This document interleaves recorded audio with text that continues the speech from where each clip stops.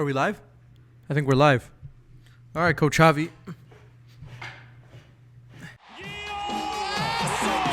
Alexis with Messi. Magic. Alexis to Messi. Brilliant. Messi. How's it going, guys? Coach Javi here. Welcome back to the channel.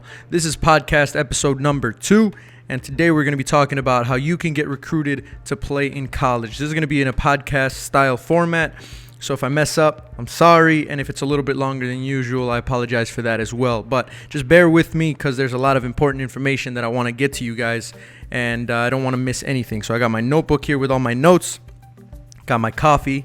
This video and these tips that I'm going to give you guys isn't the end-all be-all. It's not like everything that you absolutely need because it's going to vary depending on your situation. But for the most part, all of these tips and all of these things that I'm going to tell you can be applied regardless of whether you're a student in the United States looking to play in college or whether you're an international looking to come over to the States and play in a university here. We're going to break this down into 3 steps. Those steps are going to be doing your research, creating your portfolio / your resume, and then initiating contact with the college coaches, of course. The very first step we're going to start off with is the research. So the most important thing about playing in college is that you have to remember is that you're a student athlete, and they'll remind you of this in college a million times, trust me. That means that you're a student first and then an athlete. So before you even start thinking about what school you want to go to as far as their soccer program, you have to start thinking about your intended career field. So what do you want to study? What do you want to get out of there with a degree with? And what do you want to do after your college career is over? And I know a lot of you guys say, I'm going to go pro, I'm going to be a professional, footballer, but your education is probably more important. Unless you're an absolute baller like Coach Javi. Don't need to care about an education. I'm just kidding. But the most important thing is your intended career field. If you're a little bit more open and you don't have an absolute exact idea of what you want to do, that's okay as well, because that'll just open up a little bit more opportunities and a few more options. Because if a school doesn't have the exact major that someone might want to do, then if they're a little bit more open, they can choose as you go. And you don't have to pick a major as soon as you get there. You can pick a major basically within your first year, sometimes even into your second year. And the other important thing in regards to the soccer aspect of it is you have to be honest with yourself in your intended level of play. So if you're playing JV in high school and you're not getting that many minutes, very unrealistic that you're going to be playing Division I soccer. If you are playing at the highest level of, the DA, the developmental academy, playing for one of the best teams in the country, then it's a little bit more realistic that you want to play at a big school, Division I, right? So you have to kind of look at the different levels and see exactly where you think you're going to fit in as far as getting playing time, getting a scholarship, and making the most out of your 4 years in college. So the first thing you're going to do is you're going to look for schools. So things that you're going to keep into account here is your location, maybe the conference that they play in, the enrollment and the size of the school. Do you want to go to a big school? Do you want to go to a small school? Because trust me, there's schools that go from having 500, 600 kids at a university to 35,000, 40,000 students. So depends on what kind of community you want to be a part of and, what city maybe you want to go to or what type of environment you want to be in. Obviously, most of the time, those really, really big schools are the harder ones to get into because those are the big Division I schools. So I'm not sponsored in any way by this website, but there is a website called Top Drawer Soccer. And if you go to this website, you will actually be able to see every single school listed based on their division or their organization. So whether they're NCAA or NAIA, you're going to be able to see every single school, what conference they play in, and a lot more information about these schools. So if you are absolutely sure you want to play Division I, you can click on the Division I button. You can look at all the schools that are Division I by conference, and then you can start to narrow down your research that way. I just found this website looking online. And then from this actual website, you can actually click on school and it should take you to their athletics page or to their enrollment page where you can find a little bit more information, right? So that's step 1. So do your research. What school do you want to go to? What soccer program might be the best fit for you? What education program might be the best fit for you? Location. Basically, where do you see yourself? Because a lot of players say, I want to play at this school because they have a great soccer program. But the moment that they get there, and they absolutely hate living in that town, in that environment, it's going to be a long 4 years, or you're just going to want to transfer out. So make sure that you go and tour the campus, you do a little bit more research than just saying, I want to go there, I'm absolutely set. You do have to go at some point and take a campus visit and just walk around and see kind of what the school's offering, what the town's offering. So you've done your research. Next thing you have to do is you have to create your portfolio. And the research isn't completely finished yet, but I'm just moving on to the next step, and we'll incorporate some more research topics in here as we go. But we're going to move on to creating your portfolio. So there's a few things that you're going to need. So for your portfolio/resume, you're going to need all of your playing experiences, your academics, anything that can help the coaches make a decision on whether you're the right player for them. And that doesn't just mean soccer or football related statistics, but that also means academics. So in this resume, you're going to put your academics as far as what's your GPA, maybe your class rank, and if you've taken the ACT or the SAT, you're going to put your ACT and SAT scores right there so that the coaches can see. That's going to help the coaches right away determine what kind of scholarships the school might be able to give you, and also where you fit in terms of how much scholarship money that they're going to have to give you to make up for whatever else you have to pay based on how much the school is costing you.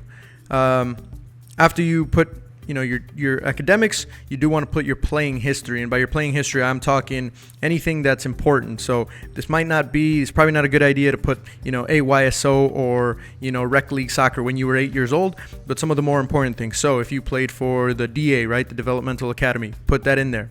Put maybe just a few little bullet points of some important statistics or some important awards that you won. If you played in high school, same exact thing. I remember when I did my resume, I was an all-state player for the high school, so I put that in there. I put I think it was district player of the year, first team all-state in high school. I scored 27 goals my senior year, and I had 11 assists, something like that. So statistics aren't going to be super crazy important in terms of, like, the coaches aren't going to look at your statistics and be like, that's the player I'm going to recruit. I'm set on this player. They're going to want a lot more than just your statistics, and oftentimes you're going to see the statistics aren't the biggest factor, because there's going to be a lot of, like, important, really good center mids who are absolute ballers, but the statistics just don't show.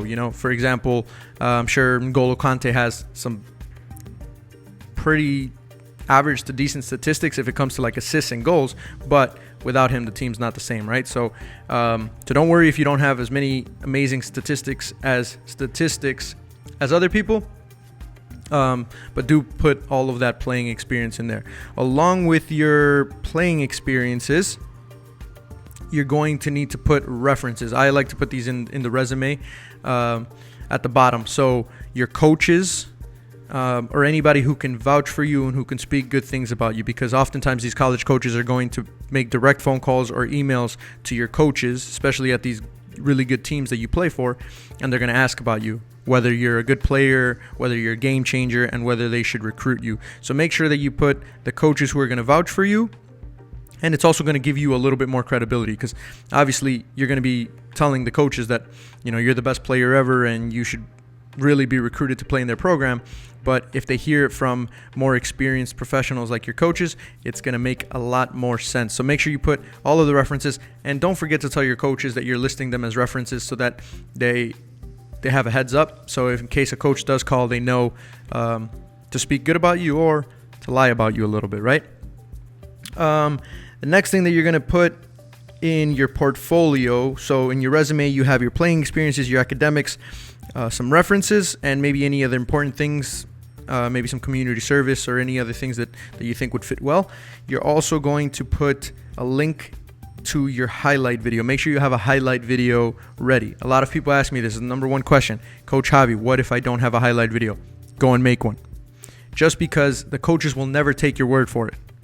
I mean, I can tell you that I'm the best soccer player ever, but if there's no evidence or no proof to back it up, I'm not going to get recruited. So even if it's just, a game tape, or even if it's highlights from training, anything is better than nothing.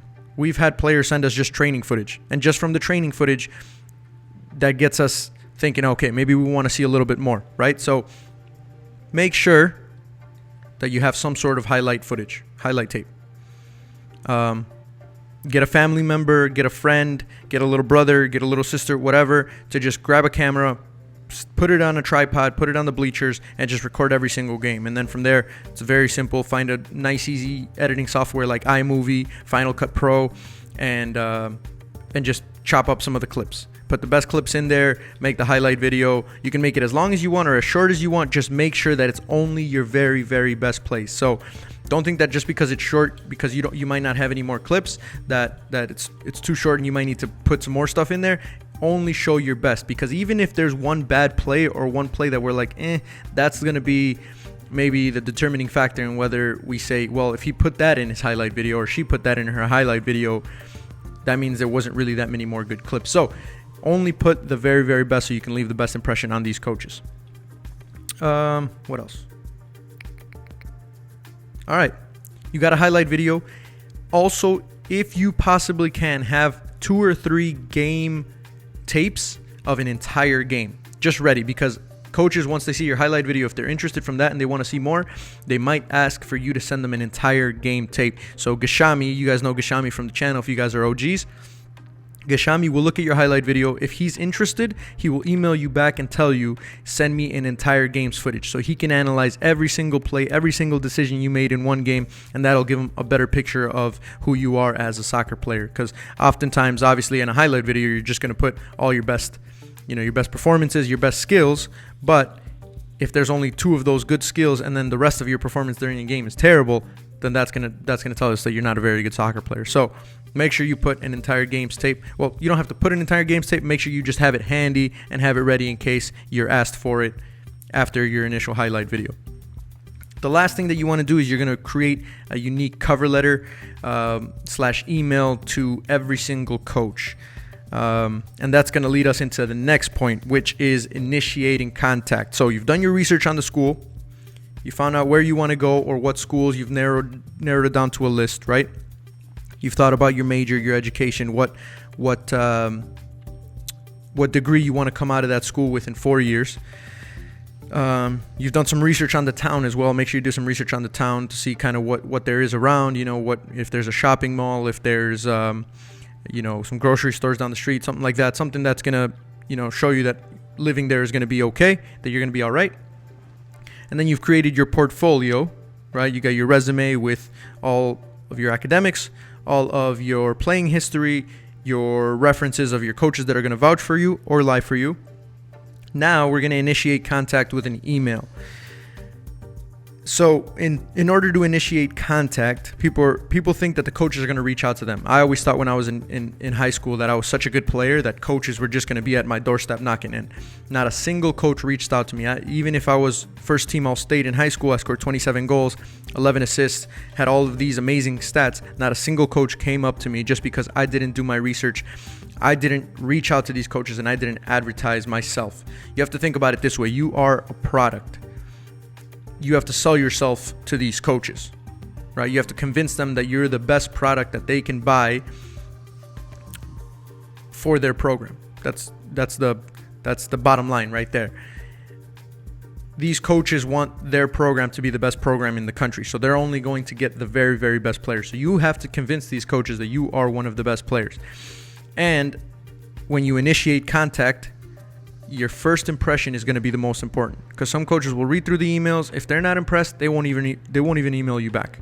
If they're impressed, then you're going to be able to start a conversation and you're going to be able to go back and forth and really move up that ladder of trust and relationships to the point where the coaches are going to be a lot more interested in you. So when we talk about initiating contact, people think that these coaches are impossible to reach, or how am I going to contact these guys, or how am I going to reach out to them? It's very, very simple. It's very, very simple. What you're going to do is you're going to go to the sports page of that university. Every university has a sports page. So for example, we're going to go to Gardner-Webb University. I'm going to pull out my phone so I can show you guys this, and I'll put it on the screen right here. So let's say I've gone through that, the Top Drawer Soccer, right? I haven't even drank my coffee. We're going to go to Top Drawer Soccer.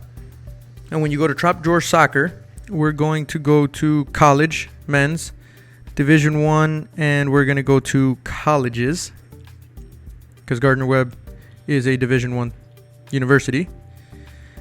And I believe Gardner-Webb is in the Big South. Yep, there it is. So you go to Gardner-Webb, you click on Gardner-Webb. It's going to take you to their page. And then from there, you can actually go to the school website.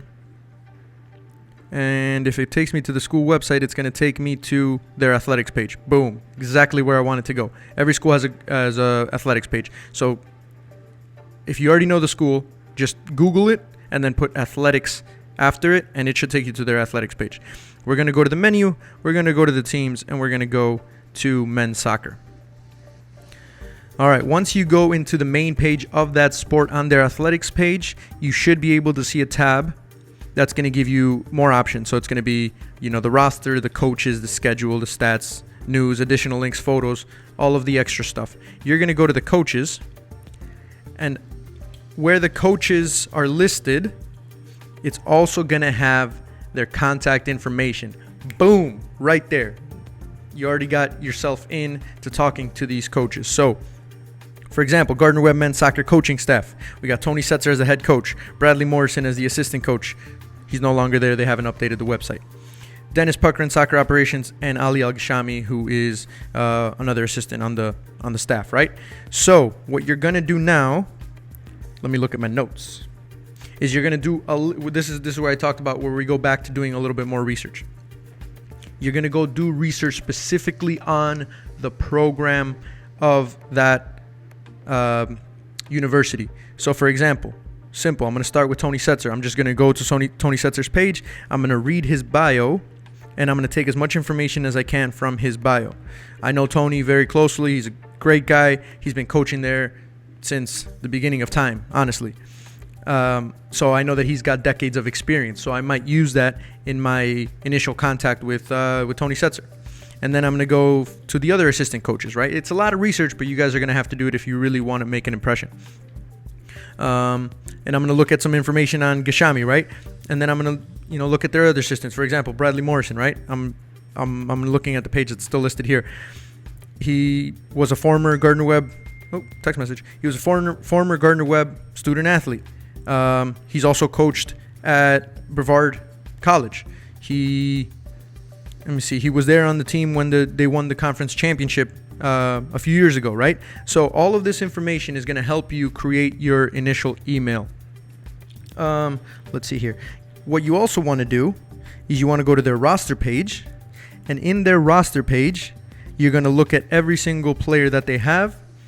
More specifically, I want you to look at their class. So if you see that there are a lot of seniors, that means that a lot of these guys are graduating soon, or they're just, if it's after the season, they've already graduated, or their eligibility is over. So if they got a lot of seniors, that means they're going to be recruiting a lot more players just because they're going to graduate a lot more. If there's only one senior, then they're probably not going to recruit as many players because they only need one position to be filled, right? So look at all that. Look at the positions as well, and do a little bit of research on these players. From looking at Gardner-Webb, I can see that they recruit a lot of Norwegians. A lot of Norwegians. Probably half, or if not more than half of their squad are Norwegians. Which means, if you're Norwegian, congratulations. You're probably going to get recruited by Gardner-Webb. But just gathering all this information is really going to help you in initiating contact and showing these coaches that you're interested in their university and you're not just sending out a template, which is something that we're going to get to soon. Lastly, after you look at the roster, we also want to look at their schedule and see how they did. All right, so for example, Gardner-Webb had a tough season this year. So that means that you can help them in the rebuilding process next year. You look at some of the opponents that they played. So let's see, High Point's a good team, Radford's a good team, and how far they got in the conference tournament. Look at maybe some of the scores were really, really close. Maybe they lost a few games in overtime, which could have made their record a little different. So all of this research is going to be very, very important, and it's going to show you a little bit of a bigger picture on the school and the place that you want to go to. Let's move on here. Oh, if they also have a Recruit Me questionnaire on their website, make sure you go and fill that out. A lot of these athletics pages have a Recruit Me questionnaire where you can put your information, and it's going to be like an email sent to the coaches, so you can give them a little bit more information, and it shows them that you're interested in getting recruited there as well. So If they have one of those, make sure you guys fill it out. If they don't worry about it. All right, here's the good stuff. Here's what everybody's been waiting for. If you've been watching this whole video, then congratulations, we made it to the good stuff. This is officially the time to compose an email. So this is where you're going to initiate contact with these coaches, and preferably you're going to do it individually, which means you're not just going to send one email to all the coaches, or you're not just going to send it to the head coach, but you're going to send an individual email to every single coach on staff. Because oftentimes the head coach, he's doing all these big picture things that sometimes they leave the recruiting to their assistants. So think about it this way. The graduate assistant, for example, or somebody who's lower on the totem pole, they don't have as many responsibilities as the head coach, or as many big picture responsibilities. So if you send them an email, chances are they might be more likely to respond or more likely to read it than the head coach is, especially at these big schools, because at the big schools, these coaches are getting hundreds and hundreds of emails every day, every week. So they might not have the time to read through every single email, but their assistants might. So you want to make sure you send it to every single one, because that way they don't miss it. You're absolutely guaranteed that at least someone on staff has your email. The worst thing that you can do, and I've seen this a million times, it's really annoying, is do not use a template. Do not use a template. I don't know if these players are getting templates from a recruiting website or something, but I got probably 35 to 40 emails of people who literally just filled in the blanks. It was already a composed email, and they just put, my university in the blank here, and they put their name in the blank here, and it was the exact same email from 40 people. As soon as I read the first line, I already knew it was a template. I threw it out. I didn't read it. I don't have an example of it, but do not use templates that you find online. You have to write a well-composed email specifically to that university, specifically to that coach. So you're going to send this email, and if you get no response, you're going to follow up. You're not going to resend the email, but you're going to follow up with an email that says, hey, maybe you didn't get time to read my email. I just want to follow up and show you that I'm still interested in the program, with obviously the previous email underneath, so that they can see in case they did miss it. But here's the good stuff. Here's where I'm gonna show you an example of a well-written email. This is something that I composed just so you guys can see. It's a fake email, but it's kind of it's got all the beats and all the things that you kind of want to hit. So we're gonna send this email to the one, the only, Ali Al-Ghashami, aka the Duster. Good friend of mine, good lad. Ali is the best recruiter I've ever met in my life, probably will ever meet. The guy can recruit. He can sell you a car. The guy can sell you a car. He can sell you a stolen car too, probably. He's that kind of guy. Anyway, so we're going to write to Ghashami because he does a lot of the recruiting on Gardner Webb's behalf. So the subject line, very simple. I'm going to put Javi Bautista, class of 2020, central midfielder. That way they already know this is a player that's looking to get recruited. All right, here's how the email is going to go. Hello, Coach Ghashami. I hope all is well and the team is working hard in the offseason preparing for next year. My name is Javi Bautista, and I am a junior at Mundelein High School. I came across Gardner Webb because a close friend of mine is a current student and mentioned that the soccer program might be a good fit for me. I did some research on your athletics page, and I saw that you had a good season. I also saw that you were graduating 4 seniors, and they all play the same position. I am also a central midfielder, and I believe that I could help bring continued success to your program. So obviously this is assuming that they had a good season on the schedule. Like I said, this is a made-up email. So right from that very, very first paragraph, he could tell that I've done some research. It's specific to Gardner Webb because I've talked about, how many seniors are graduating and what position they play. So automatically he knows, hey, he wrote this email specifically to me. It's worth reading. Next paragraph. I played on varsity at my high school for the past 3 years, scoring 27 goals and having 11 assists in my junior season. I was first team all-state and voted district player of the year.